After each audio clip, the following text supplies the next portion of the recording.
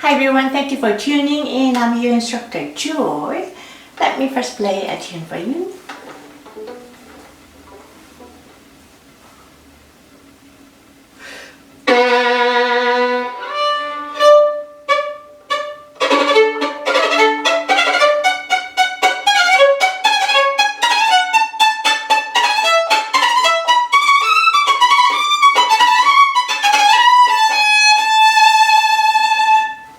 This was a little excerpt from Paganini's La Campanella.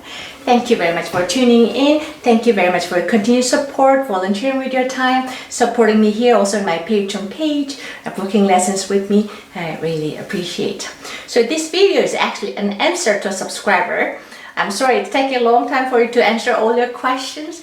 I'll try my best to reply to you or answer your questions, make as much video as I can.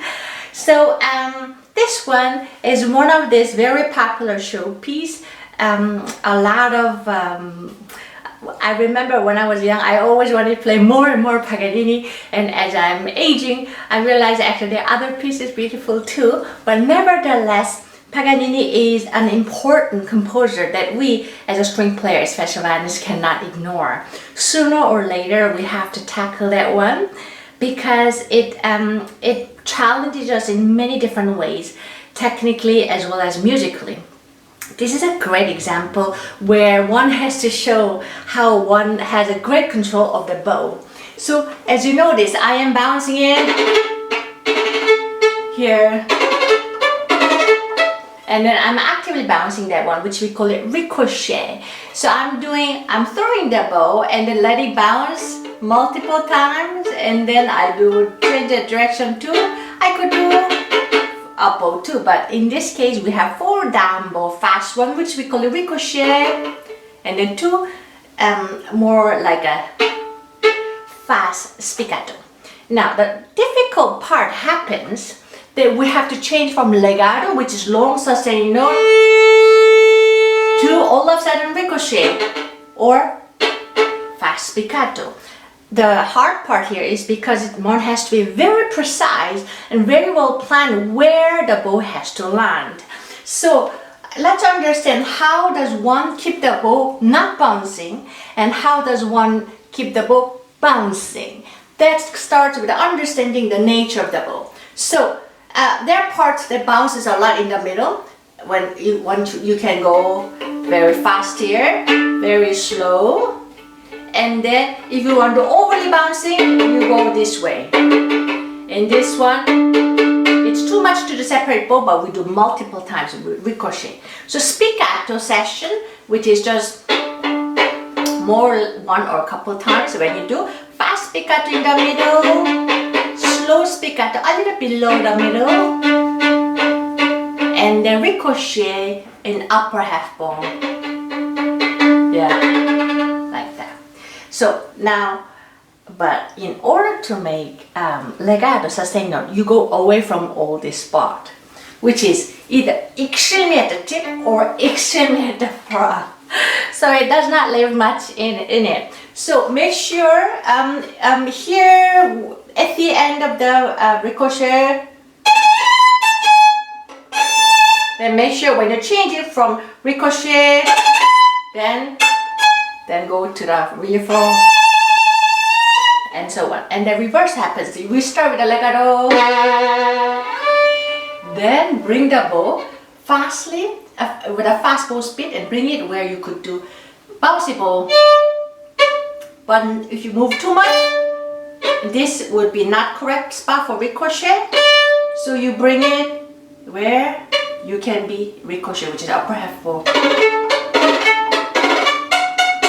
Yeah, like that. Now, you're wondering, but how do I do this Ricochet? I'm going to show you how to do that. So, now basically, just hold the bow normally, lift up index finger and then pinky, allow the bow just to hold with a minimum of pressure, like this. And then you just throw the bow from the middle, going that one. See if you can feel that bouncing. Yeah? Try not to move it too much, just try to keep it about in the same spot without moving too much. Then you will see the bow bounces very well. Now, however, when I show you the same motion from the side, you will see that my bow is going all over. So here, you see that? So my bow is losing its contact point. Therefore, I'm going to lose control. Ultimately, I will lose a bouncing stroke too. And that's where the index finger comes very handy. We're hooking it. We're keeping the bow in the right spot. So that's why we need to go do, if we now do it as index finger, just hooking it, keeping the bow in the right contact point. And you see that. Now, here we need pinky too, because pinky is the one that changes from down to up. Remember, we have to do 4 down and then 2 up bow. And that's where the pinky comes. Make sure the pinky is sitting in there a little back with a curved one, because it's curved or like this and it's not going to be useful. So make sure it's like this. Basically, you're pressing it this way, kind of changing the direction. Then here. And one has to catch the direction at the end of the previous note. Like many things, the preparation always happened with the previous note or even ahead, even more. So basically, 4 down bow with a ricochet, and the last one, you should be ready to change onto up bow. So you would do 1, 2, 3, 4, 1 to up bow. Like that. Allow the bow to bounce, just a little loosening the bow, and then catch it, catch this one with a little bite. If you're done, then you do 2 up bow with spiccato. And there you have it. Yeah, I hope this video was helpful. Thank you for watching, and I wish you all happy practicing. See you again. Bye bye.